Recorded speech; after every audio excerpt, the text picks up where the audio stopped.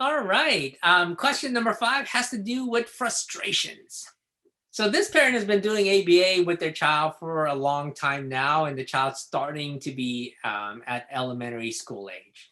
And so the parent still loses their cool, gets easily flustered when the child shows any problematic behavior. So for example, if the person's child steals materials, throws them, sweeps them off the desk, the parent reacts by trying to take the learning material away from the child, then it ends up being a power struggle between the two of them.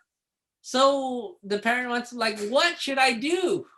So the very first thing is that it's hard to work with your own kids. It is, you can ask any of our parents that do the ABA themselves. It is one of the hardest things that they've ever had to do. Okay. And I find the same for my own kids. It's harder for me. I can go into somebody else's house, work with somebody else's child. They can be spitting at me. They can be kicking me. They can be doing all kinds of maladaptive behaviors to me. And I can be fine with that. But my own son or my own daughter does a little something else that gets me mad really quick. Okay. So it's not isolated to you. It's generally what happens. So why is that? Okay. Why do we get so frustrated with our own kids? Okay. I know for myself, when my son or my daughter do something, it's my bad qualities staring right back at me in the face. Okay. It's my own kind of like, oh, there's my stubbornness. I see it in my kids, like the same stubbornness I have. Oh, they're throwing that right in my face and they're displaying it. And we have a really hard time grappling with that, but you need to learn how to grapple with that frustration. So you have to learn how to calm yourself down and not get triggered by your child's behaviors. Because here's the thing. When you get triggered by your child always has power over you. They know what bothers you. They know what buttons to push to get you mad, to get you angry, to put you out of sorts so that they have the upper hand and they can get what they want.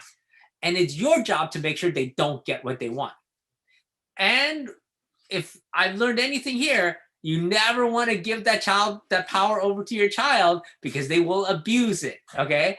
And so what you really have to learn is learn to have a poker face. Learn that nothing bothers you on the exterior so that you can not have this be hung over you, not have this control you. It's fine for you then to go into the other room, scream into a pillow, but you don't show any of the frustration with your child because when you do, they know, oh, I need to hit this button right here, boom. And they're going to do it all the time. Now, the thing is, if you get into a power struggle, and what you want to do is avoid power struggles as much as you can. However, if you do get into a power struggle, you have to win. Absolutely. You have to destroy the field. You have to win that power struggle. However, try as much as possible to learn some coping skills. Learn to deep breathe, learn to do muscle relaxation, learn to do something else with all that frustration so that it doesn't show to your child. The problem with getting mad all the time is that your kids start to not respect you when you're mad because that's how you are all the time. And especially if there are no consequences for you being mad, it ends up just being this crazy person that always yells and is loud and things like that, but there are no consequences. Now, the thing is, sometimes it's okay for you to get mad because sometimes it's a very legitimate emotion.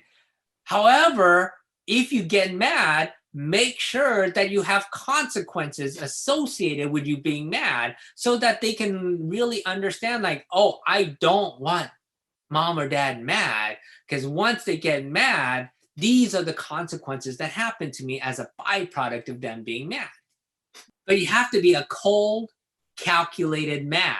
What that means is that you've already thought through, you've already talked it over your husband or wife and decided these are the consequences we're going to implement if the child does this behavior. And you've already thought about it rather than in the moment, you lost TV for the whole month. You know, like that's something you don't want to do because one, you're going to have a hard time following through with that. And two, if you fail to follow through with that, the child learns, oh, your word means nothing.